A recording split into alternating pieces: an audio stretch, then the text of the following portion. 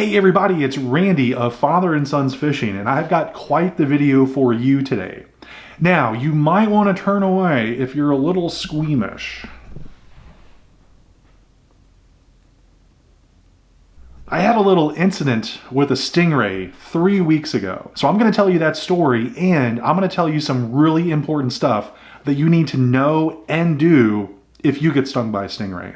Now, because I am such a dedicated storyteller, I decided I had to come back to the Outer Banks to take you to the scene of the crime. And here I am in Frisco, North Carolina. I'm between ramp 48 and 49.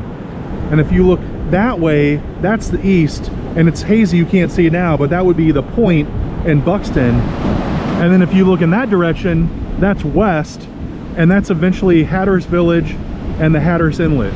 So it was the weekend before Thanksgiving, and I was having a good session. I caught multiple fish, and then I landed a stingray. Among other things, stingrays have a stinger or a barb, or sometimes multiple barbs, on their tails, whereas skates don't.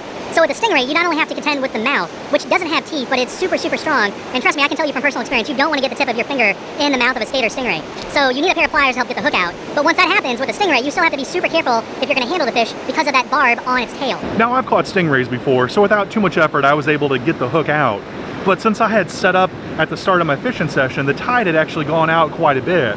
And so out of respect for the animal, I didn't want to just kick it along the sand back to the water, so I decided I would pick it up. And while it was on its back, I was able to get a hold of both sides of the head in a pretty stable manner and bring it back to the water. But what I didn't know is this stingray must have gone to like ninja school, because it did this acrobatic maneuver where it curved its tail up backwards like a scorpion, and sure enough, it got me in my hand. And it was pretty deep. I did have the wherewithal to look at the barb, and from what I could tell, the barb looked intact. So I got the fish back in the water, let it swim away, and the main issue I encountered immediately was I was bleeding a fair amount.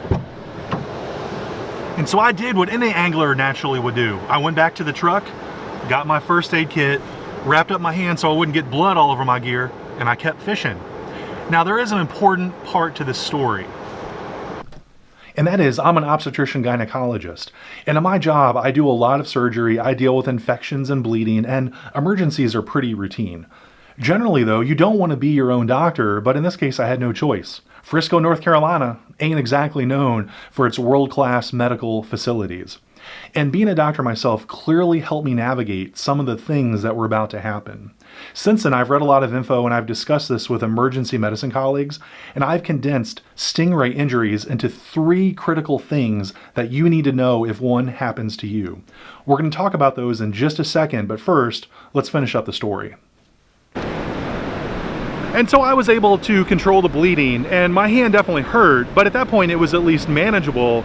And I was having a good day fishing, so I cast out a few more times. So what happened is that the pain got worse, it spread on my arm, and I developed axillary lymphadenopathy. Now what that means is that the lymph node in my armpit got painful and swollen, and that meant I was having an immune response. Now certainly infections elicit immune responses, but I deal with infections all the time at work, and I knew something like this would take hours, if not days, to become infected. So that told me there was most likely some chemical or venom on the stingray barb.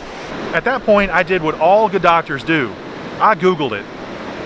And sure enough, there is venom on stingray barbs. And again, I'm down here in Frisco. There ain't no major medical facilities anywhere nearby. My first concern was, is this something I need to be treated for immediately? And fortunately, the venom on stingray barbs is not particularly dangerous to people. However, I was feeling lightheaded, the pain was getting worse and worse, and I just knew I needed to get back. So at that point, I jumped in the truck and I got out of here. Anyone who has spent any amount of time in Frisco has been to the Frisco Market. This place is right at the entrance to ramp 49, and it's saved my butt multiple times when I've been on the beach and forgot something. Well, I ran in there real quick, and I tried not to make eye contact with anyone because I was in pretty rough shape and I didn't want to freak anyone out. So I got some ibuprofen, down 800 milligrams, jumped in the truck, and headed back north. At this point, my hand was in full-blown pain. It was the worst pain I'd ever felt in my life, and it was all I could do just to focus on the road. The ibuprofen wasn't working at all. It felt like someone took a molten hot knife, jammed it in my hand, and just kept twisting it. And I just felt my arm moving uncontrollably. Now, I'm not at all saying I know what it's like to go through childbirth, and I'm nowhere near as tough as anyone who has given birth to a baby.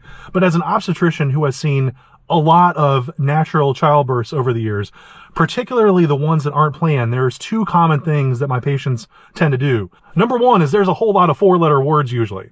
But number two, I notice that my patients have trouble keeping their body still. It's almost like they can't control the movement of their body and their legs. And I simply bring that up because my arm was kind of doing the same thing. It was just like I couldn't keep it still. I even joked to myself out loud as I was driving back. I'm like, I think my arm's in labor.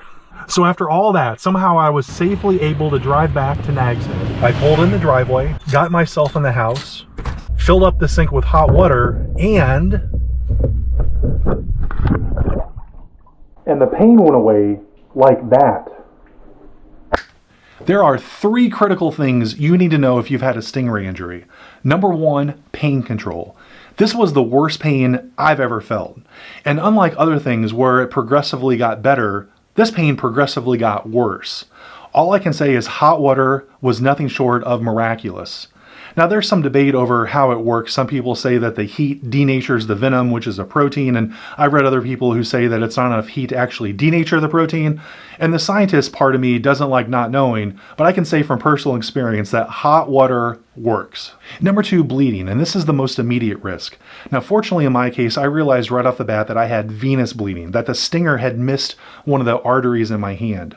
Blood from a vein is generally darker in color than blood from an artery because it has lower oxygen content, and it also tends to ooze more. I teach our medical students that unless it's a major vein, pressure and patience will make the bleeding stop. Now, if you have a cut and you're seeing blood spurt out at the same rhythm as your heart rate, that's an arterial bleed, and you need to put pressure on that any way you can and seek immediate medical attention because depending on the location of the artery, you can lose a massive amount of blood in a short amount of time. And number three, infection. This is tricky for a couple of reasons. First, infections can develop over a wide range of time, several hours to weeks.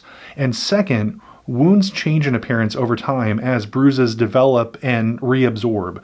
And unless you're someone who's used to looking at wounds, it might be hard to tell if what you're seeing is an infection or just the normal healing process. So friends, the bottom line is that stingray injuries are no joke.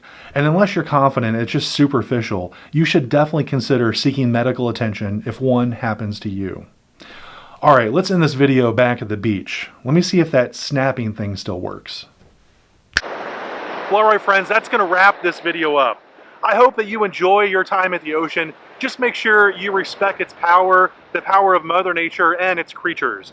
And if you do happen to have a stingray encounter like I did, hopefully this information will make it a little less scary and give you some knowledge about what you should do to make sure you stay safe afterwards.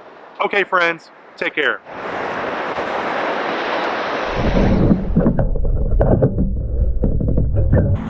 Whew, that was a fun shot.